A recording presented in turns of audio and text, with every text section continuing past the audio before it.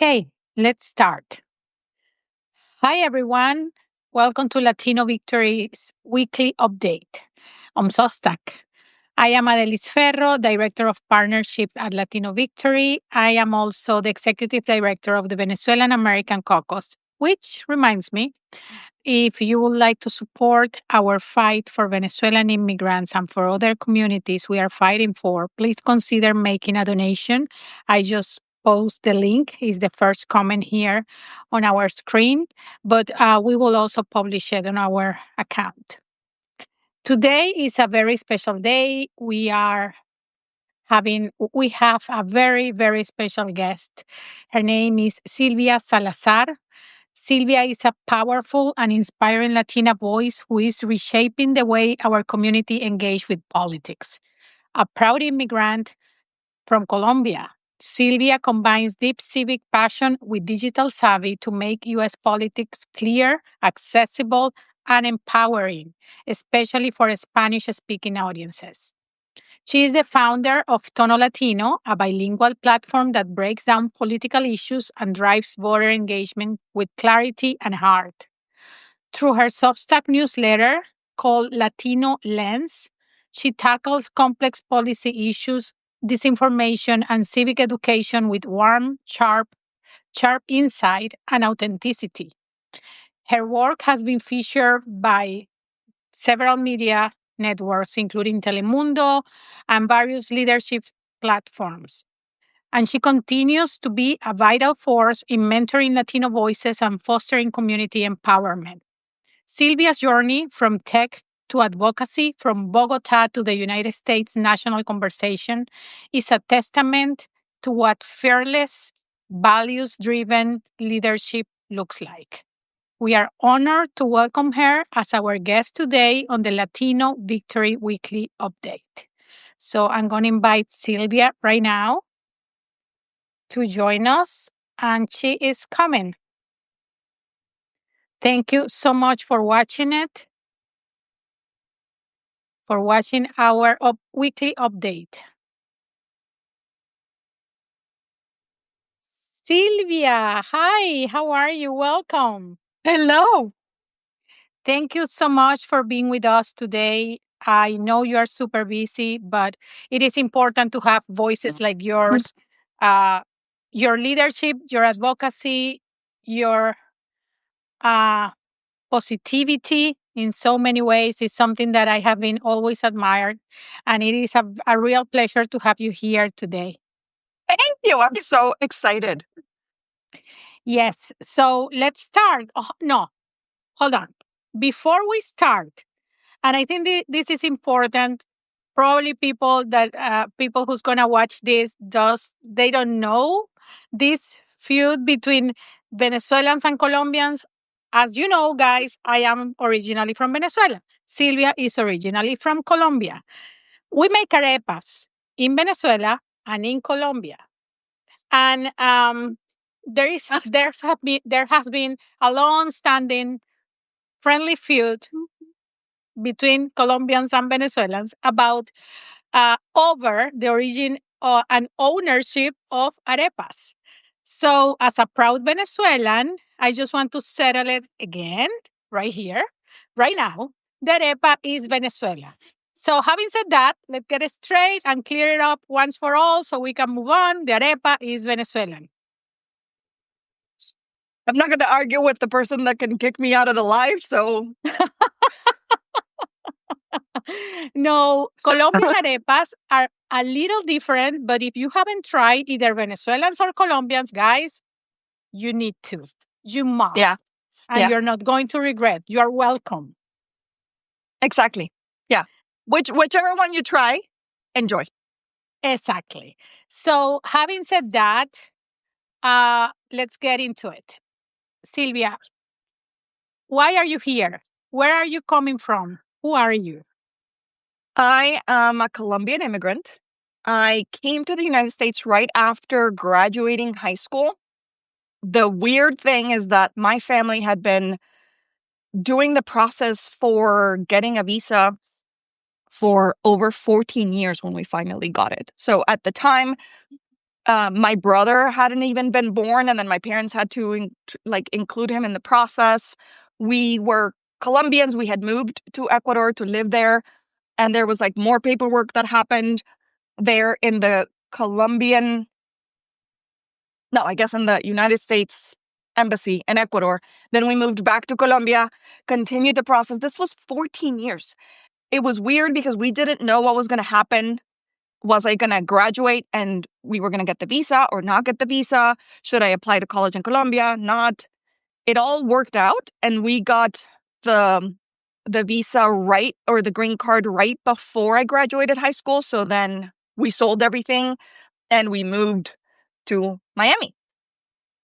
But it was a long process. That's very interesting, exactly, because I know many people, especially right now with everything that is going on, used to ask why they haven't formalized their residence or apply for the citizenship or for the residence. They have been here for 20 years, for 20 years, for 10 years.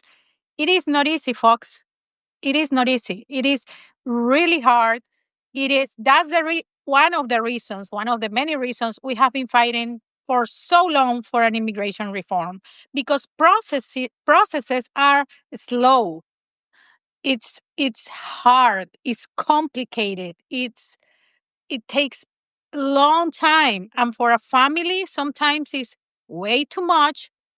Uh, uh, the waiting game is exhausting, and the privileged ones are not as many as you would believe. And let me be completely honest. We were not leaving Colombia due to a situation where we were feeling prosecuted or like persecuted, as so many others are in our home countries.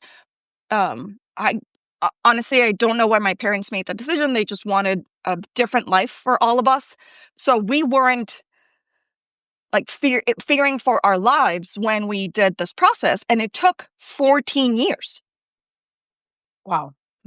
Yeah. Which brings me, I was reading yesterday actually, about this person that was a Latino person that has been here for many, many years and was detained. And a Cuban, he's Cuban. And it is very, very complicated to understand. And I know many of you are uh, uh, disgusted, and we are terrified because they are detaining people that have been here for many years, that have been working here for many years, even if they are undocumented. The truth is that these people is trying to do everything right, paying taxes. Actually, I don't know if you saw it. There was a press conference where he was Mexican, and he was throwing the folders with every single year of taxes that he has been filed. 17, Sylvia. And he said, "What for? I am undocumented. I tried to do everything right. I filed taxes for 17 years the right way because I thought eventually I will have the opportunity to legalize my documents here in the United States. But now they want to deport me." Well, and then I am with a broken heart following the story of the, 80-something-year-old grandfather who fled Chile and That lost his story green is card insane. Yeah. and then was sent to, I don't know, they don't know where he is. He's an 82-year-old grandfather who was here with a green card. Yeah. And it's like, I have to really watch my blood pressure when I read these stories, because otherwise I will just curl up in a ball and cry my eyes out. It is really hard. When you read what they are doing with them in the detention centers here in Florida, in Alligator Alcatraz, whenever one of the detainees was supposed to be punished for something that he did, and he was shackled, brought to the sun, and stayed there in a 2x2 box, literally, for hours, shackled. In that heat, humidity, mosquitoes. Are we really that country? We need to accept that that is what we are right now. We have to stop pretending that we are not that country. Now, what's going to happen? Are we going to see the repercussion or like accountability for this? But we are that country. I know it's horrible to admit. That's where we are. I want also to highlight something else. As many of you know, the Venezuelans that were kidnapped and brought to Secot, this gulag in El Salvador, were freed from El Salvador, and they took them back to Venezuela, which is the country they originally fled from, escaping Maduro's dictatorship. So they were received by that dictatorship, manipulated. They had to say where they were told, because if not, what is going to happen with them then in Venezuela. But I have been in conversations with several families of these detainees, and I'm not even going to start saying what they are telling me that they have suffered in Secot, but it is awful. It is horrible. It is beyond anything that you can imagine. Some things are like, is this real? So I have been thinking before having this live with you how to approach the immigration persecution and this hunting season that we are sadly the hunted um, people. And it is at this point I don't even know what to say, because I used to say weeks before, this is a quota. They are trying to fill the quota. It is not a quota. I am totally convinced that I was wrong. They are trying to make an ethnic cleansing. And I'm sorry, but this is true. Because when you see that 99% of people that has been detained is either brown or black or looks like Latino, I don't think I have to say that much anymore. Anything else? I don't know the equivalent of the saying, blanco es gallina lo pone. It's white and I don't know how to say sayings in English. But it's basically like, oh, the duck. If it quacks like a duck, and I don't know.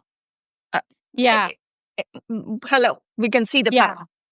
No, absolutely. I mean, and I am not saying they have to detain white people. Please don't get me wrong.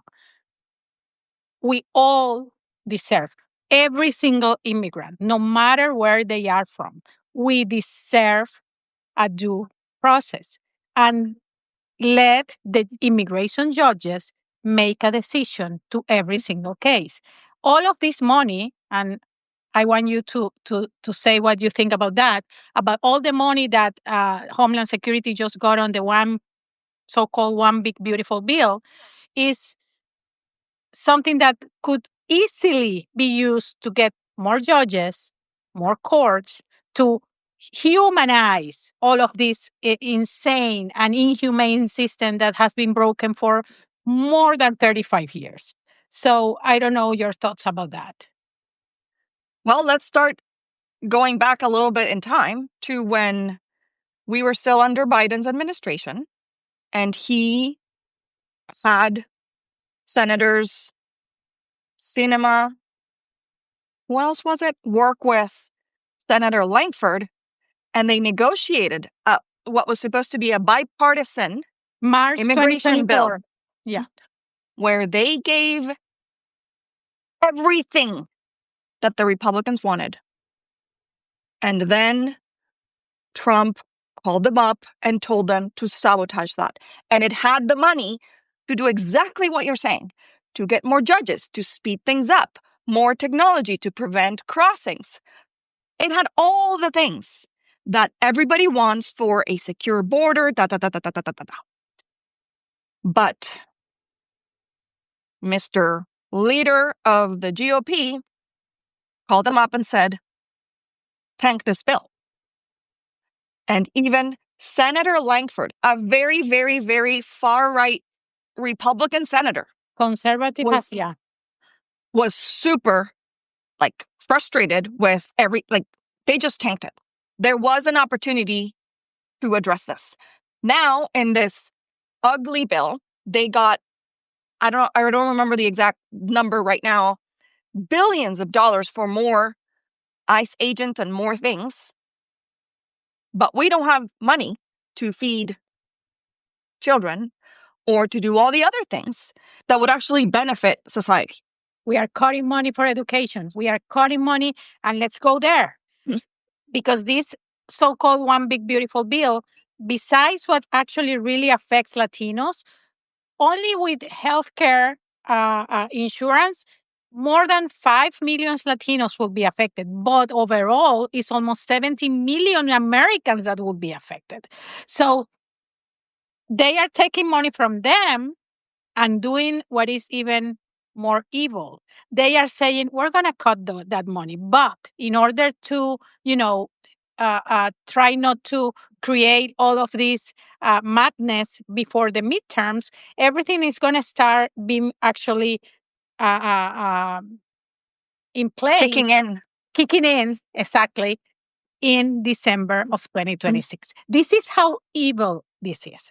And it is insane. And I got very, very interesting comments here. I will go there soon, guys. But it is insane that this is what we are dealing with, because they're giving the money to persecute people that are actually working. Because at this point, my friends, they're not getting any criminals. Criminals are done. They are just detaining people. The grandpas, the children, the mothers. Exactly. So it is family separation, people that have been here for many years working, paying taxes, paying federal benefits that they are never going to enjoy or use. Never, ever. And we are starting to feel the consequences of that. Prices in are so going up. many ways. In so many ways. And it is to give, so they do give a huge chunk of money to ICE, but then they cut expenses from what you said, Medicaid, SNAP, which is what we know as food stamps, so that they can give more tax breaks to the billionaires and the corporations. I was reading a report today that was, what was it? The Palantir CEO may have saved $86 million. Yes. Thanks to the tax bill. And increasing the deficit to levels that we have never seen before. But they were the party that was very concerned with the deficit. Now they're twisting themselves into a pretzel. And what is also super infuriating, and this is something that just broke over the last week, now ICE is getting Medicaid records, names, addresses, dates of birth, social security numbers for people, so that they can try to find undocumented immigrants. Now, you're like, what do you mean? You said that undocumented immigrants cannot access Medicaid. Well, in a life or death situation, they have to go to the doctor, and Medicaid is the one responsible. So now these people are going to be afraid to go to the doctor to get life-saving care, because now there's an organization, like you said, hunting them down for trying to go to the doctor. Even worse, there are families that have kids that are Americans because they have been born here in the United States of America, and they have the benefit of Medicaid. And whenever they find with this collaboration that they are doing with the IRS and with all of these offices, what their agencies, what they're going to do is, okay, this kid is American, but his parents are not. So they know exactly where to go, how, and they're going to separate those families. And I know it's something that probably is hard to understand, but if you see the videos, and thank God for the cell phones and the smartphones out there, now you understand how that works, because literally they're taking the parents away from their children, sick children, small children, breastfeeding babies. Mothers, yes. It is absolutely inhumane. It's inhumane. And just to reiterate on something that you said that is super important that I think we sometimes overlook, they're getting information not just from Medicaid, from those records, from the IRS. Why would the IRS have your information? Oh, because you were paying taxes. as they always said they did not. The undocumented, they don't pay taxes, they just take money and benefits from the government. That's one of the biggest disinformation lies that has been spread for years, not only now. And believe me, when you are undocumented, you are so afraid that something can go wrong that you try to do everything right. I'm not talking about the very few criminals because, yes, they're very few when you compare the percentages. Guys, we are 66 million Latinos in the United States. We are not 66 million criminals. No, there are a few thousands. And that's the truth. Our percentage of criminals is much lower because, like you said, we are very self-aware. We don't want to get in trouble for the wrong reasons. We double check everything. We're trying to make the best impression all the time. Most of us. And we are, when you decide to go to a country, especially if you are undocumented, usually it's because you are looking for a better life. Period. I don't have to give that many explanations. You are looking for a better life for you, for your family. How come you're going to become that criminal after everything you go through? And again, and I have said this before, there is a silver lining in the midst of all of this disgrace and nightmare, and is the fact that American people is finally understanding what this is about, and they are finally understanding what is happening. Actually, I was just reading that a recent poll showed Latino support for Trump regarding immigration is weakening. Only 38% now approve of his performance compared to 60% who disapprove. And it is interesting because 79% of Americans now say immigration is good for the country. 79%. I'm not talking Republicans, Democrats, or independents. Americans. And when you go for support for Dreamers, 85% of Americans support citizenship for Dreamers. And when you go for these workplace rates and all of these rates that they are uh, um, broadcasting, because this is a huge part of the propaganda too, of the propaganda that they use to keep immigrants in terror every single day. So 54% of Americans oppose the rates. And a majority across party lines views these tactics unfavorable. And 62%, as I said, doesn't support what he's doing with immigrants. So because the raids are where they work. Like, these people are trying to work. So it contradicts what they were told, that these people are lazy and they're just trying to abuse the system and get all the benefits from, the white working people. No, you are getting them in their workplaces. What do you see in your social media, Sylvia? What do you feel? What do you read in social media? Because Sylvia is huge in social media. And we are so grateful to have voices like her. I said it again, because we need more voices. We need more Latino voices. We need people saying it not only in English, but in Spanish. Because again, 66 million people in this country are Latino. So what do you see? Tell us a little bit of what you feel. Okay, so I have to be super honest. I'm a terrible social media consumer. My preference is reading newsletters. That's best how I consume information, because I am highly sensitive. And so I have to limit my exposure to videos or audios, because I will literally just collapse and not be able to get out of bed for 3 days if I see these things repeatedly. So it's a little bit easier for me to handle this if I can read about it and just process it differently. That's just my preference of social media.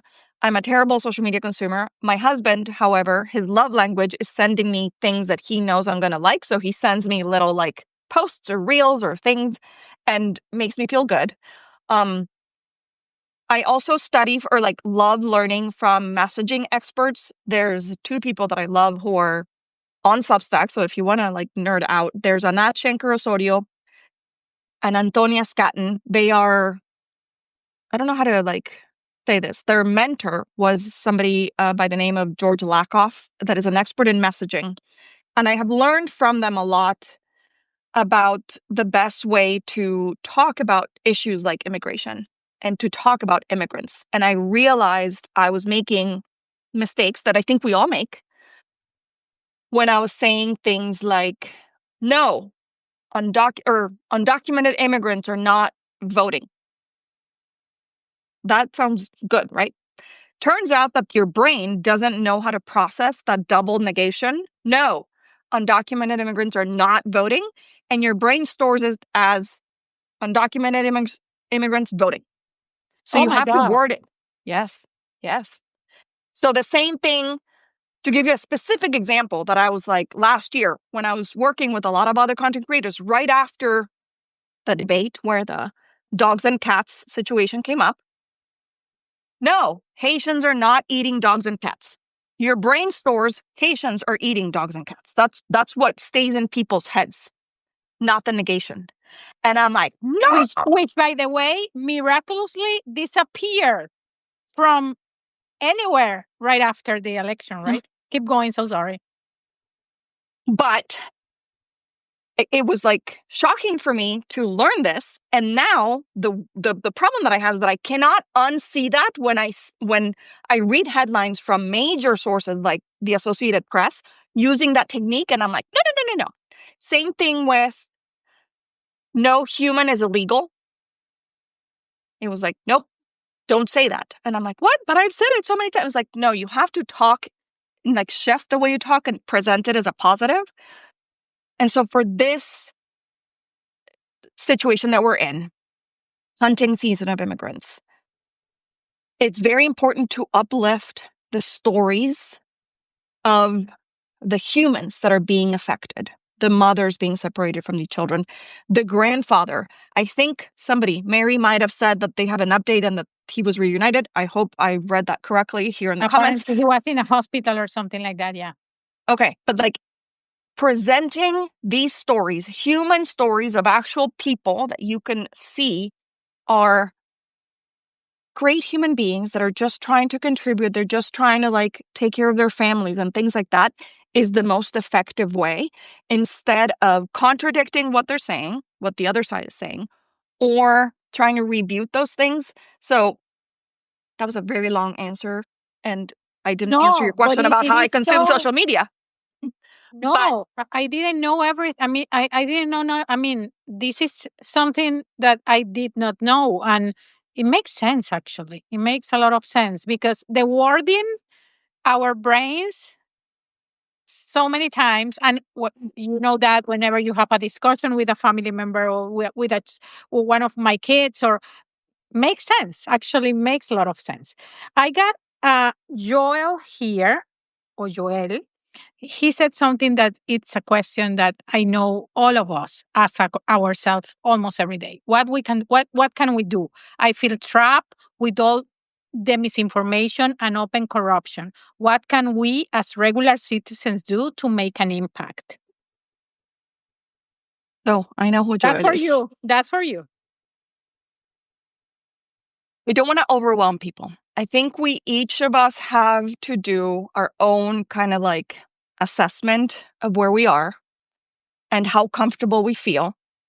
I see somebody saying, like, second generation non-Spanish speaking Latina citizen, do I count? Of course you count. You're part all of us. count. We all count. If there is an era with every single one of us count, no matter what we can do, and Sylvia is going to say it, it's now. We all count. I don't want to make anybody feel like if they don't do the same thing that I do, then they're not doing enough. I think we have to find our level of comfort, not like, oh, I'm so comfortable. It's just like we have to be aware that some of us, for example, are going to be safer based on the way we look and speak. Like I'm describing myself. I know that I'm going to be safer because I don't fit that look that they're hunting us down, right? So I'm aware of my white passing privilege, and their people are not going to be. But for instance, like whenever there's a organized protest, I don't expect everybody to go out and march. So for like the No King's Day, I think we have to be aware that not everybody can do the same thing. Not everybody can go and march, but we can do different things.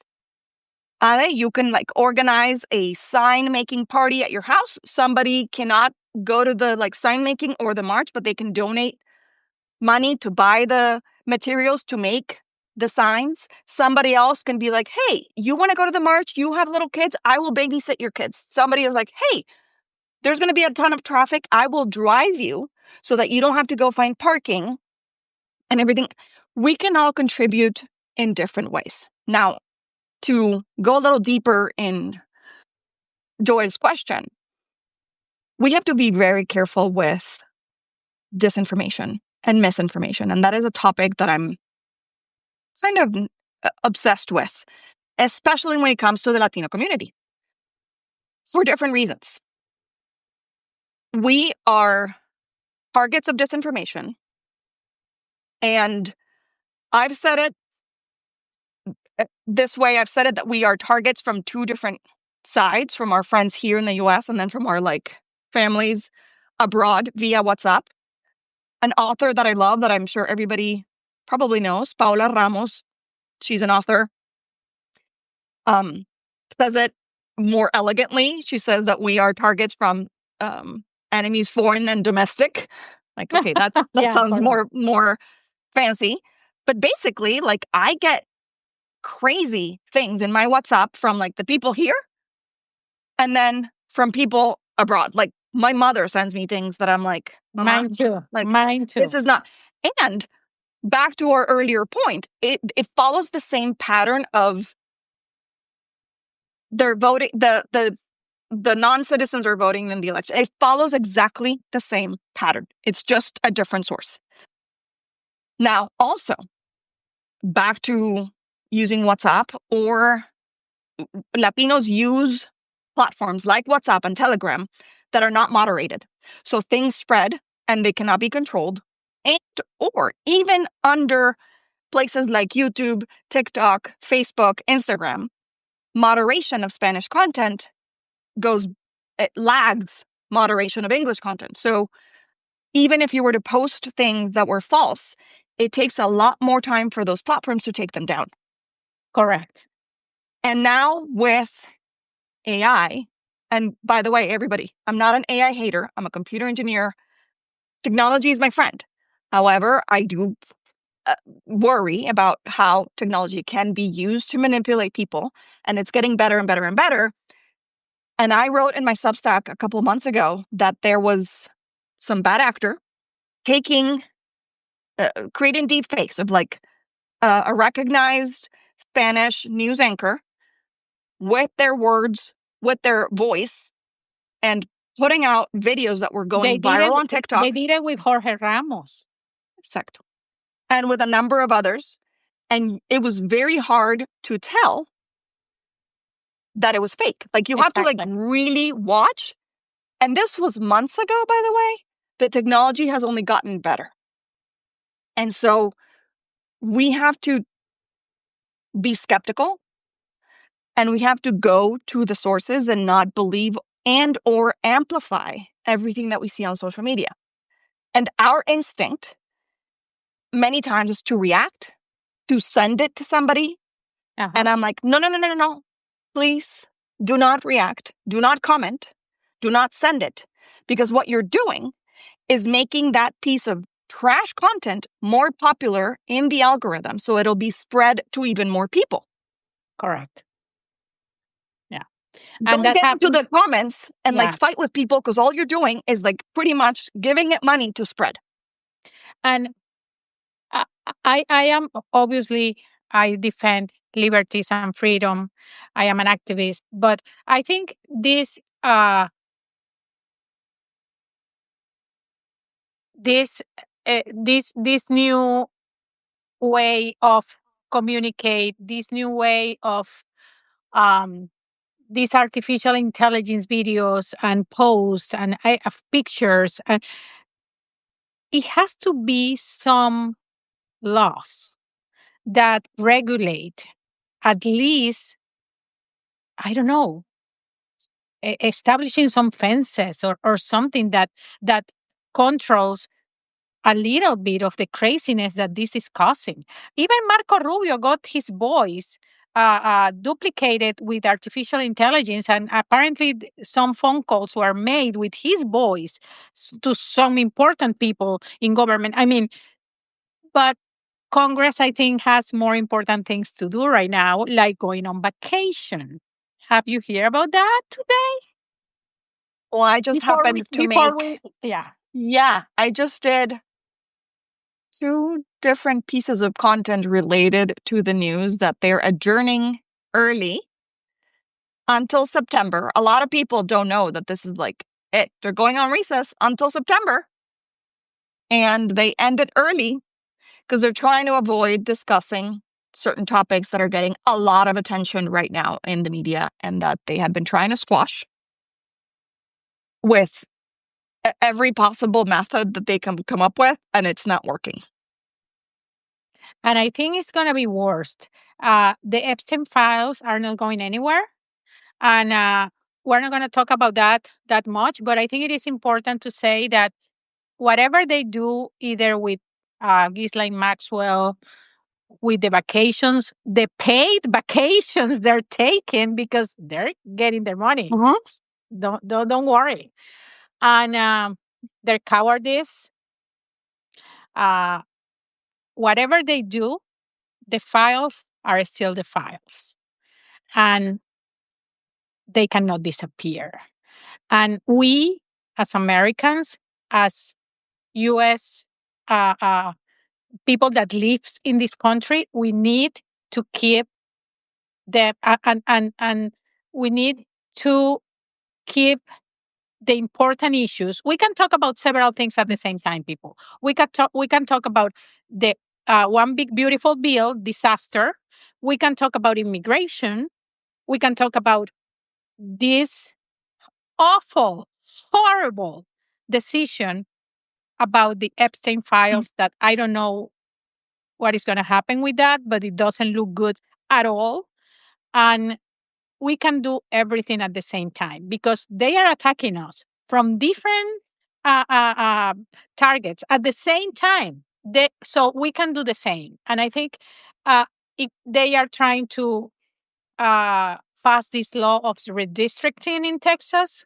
And whenever Newsom told that he's going to do it in California, if they do it in Texas, suddenly it's a really bad decision. Well, you know what? I think gloves have to be off. And that's what I said on my ex post this morning. This is our first Latino Victory weekly update, where I think our gloves are going to be off from now on until further notice. We're going to start fighting, saying the truth that has to be said, and telling you guys what needs to be said. Because This topic particularly, I keep thinking about it because there were other topics that were really bad. Like, hello, did everybody forget Signalgate, where a reporter was accidentally correct. added into a Signal chat? Except that, because I was thinking about it this morning, and they try to distract. But the thing is that we didn't have people on both sides of the political spectrum interested in this. There was only one side, which was our side, that wanted accountability for a Secretary of Defense and like his buddies adding a reporter to share war plans in not the most secure platform, even though it was encrypted, whatever. Putting our lives in danger, because that's the truth. Exactly. But in this case, like, I find myself in the Stranger Things upside down world because I am on the same side of this opinion with Marjorie Taylor Greene. A I'm like, massive, yeah, what is happening yeah, when that woman and I agree that today is Tuesday and that we need to address this? And we have to keep in mind also, back to your point about the social media and back to like the overarching strategy that they use to overwhelm us and distract us. And in this particular case, the distraction is Coca-Cola, cane sugar, which was a lie. Let's take Russia away collusion, yeah, Rosie O'Donnell's citizenship. You cannot do that. Jerome Powell was appointed by Biden. No, he wasn't. They were so desperate they even released health files and admitted that the man isn't in perfect health. It's all distraction. And so a lot of times we have to like step back and back to the earlier point of like, do I want to amplify this or like focus on talking about Coca-Cola? Or do I step back and I'm like, okay, what are they trying to distract us from? Let's talk about that instead. exactly. And it doesn't have to be about this specific one case that is very important that they're desperately trying to cover up and it's blowing up in their faces. But this is a recurring pattern. And we're only 6 months into this. Good Lord. Into Yes, this. yeah, I mean, like, yeah. yeah, yeah. They do it all the time, and even with immigration, sometimes they do something really bad, and they had, for example, to return to bring back Kilmar Abrego, and they are starting to do many other things, bringing some other news to the headlines, trying us not to talk about what was happening. And this is one thing gets the sometimes the urgent doesn't leave that much space for the important things, and we need to learn how to handle that because that's the key. And I think there are so many things happening at the same time. This Russia collusion, I have been listening to the radio stations. I am here in Florida and it's all over. But no one says that now Secretary Marco Rubio, former Senator Marco Rubio, was the lead of the that was in charge of that investigation. And he has all the results. And it is very well, these are the times that we are living in. And I think before we finish, it's already 45 minutes, Sylvia. We have been talking a lot. What? This is So what happens when you're, I mean, not saying having, I mean, it's not fun to talk about these things, but when like the conversation flows, I can't believe it's been 45 minutes. yes. Thank you so much, guys, for joining us today. I think um, I'm going to leave you with the final message, Sylvia, but I would like to say this. Truth doesn't back down, guys. And in our case, we are Latinas. The Latino community is watching and we are speaking up. I know the numbers that used to be very much better for President Trump back in 2024 election are not there anymore. Actually, I will say that are almost at this point half of the numbers that he had in November of 2024. Latinos are suffering right now in this country is something that is very hard for many people to understand. And I get that because it is unbearable. The fear, the terror, the despair, the uncertainty, it is something that only feeling it, you can understand it. And this is something that I would like you to know too. Every single Latino in this country either have a family member that is affected right now, or a friend, or a coworker, or a neighbor. Somehow we are all related to one case. And these fights for justice, human rights, and the due process is far from over. So, and in this fight, those 66 millions of Latinos in the United States are joining you, are joining other minorities in the country, the African American, the Asian, you name it. We are all together. And I hope at one point we will be a huge American group of fighters fighting for democracy. And I know we are almost there. Sylvia. First of all, thank you for having me here. This was an honor. Also, secret, this was only my second Substack Live, and I was panicking. I always panic. So it couldn't have been better because I was in great hands. And I want to really praise you for something that you said of looking for the silver lining in things. I know sometimes it's really hard, but it's something that I've been focused on a lot. So I write different things on my Substack, but I do have one sacred thing. Every Sunday I publish what is called the Bright Side newsletter, where I share good news only, because we need to see glimpses of progress and even a little bit of hope to know that good things are still happening and for us to not give up. And sometimes we have to look at the silver lining, and it's not all good. Sometimes it's bittersweet. Back to the story about Andre Hernando Romero, the gay makeup artist that was sent to Secot. And that went through horrible things. But you know He what? is now in Venezuela. So it is a bittersweet situation where, okay, at least we know he's alive and he is out of that horrible hellhole. But we can now pressure the powers that be.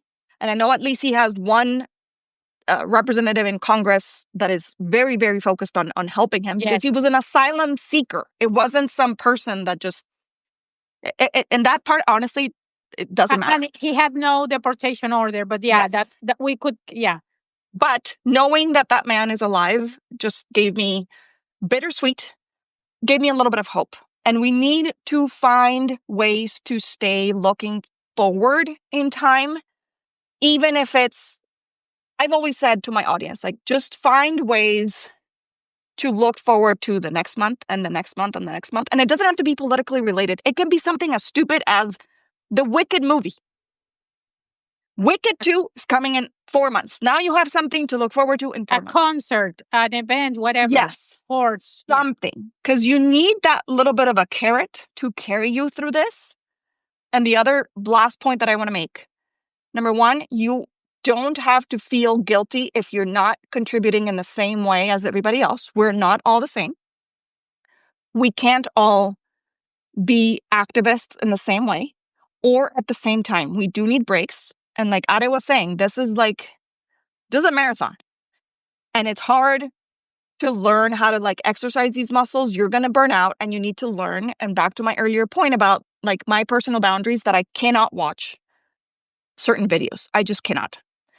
So find those things and know that you are not here alone, and there's a collective effort, and there's more of us than there are of them, and Definitely. their policies are not popular. So that's the end of my speech. Yeah. And Americans are the ones that are filming, are recording. Americans are the ones that are calling. Americans are the ones that are creating websites, applications to help immigrants. Americans are the ones that are in universities that are helping immigrants to fill the forms to try to get their hearings virtually instead of in person. Americans are the ones that are telling people every single protest, because I have experienced it. Stay home. We will go to fight for you. Don't worry. I mean, los buenos somos más. I say that phrase in Spanish all the time. The good ones, we are more than the bad ones. Yes. And you know what? The good is going to win. Yes, it will. I promise. I promise.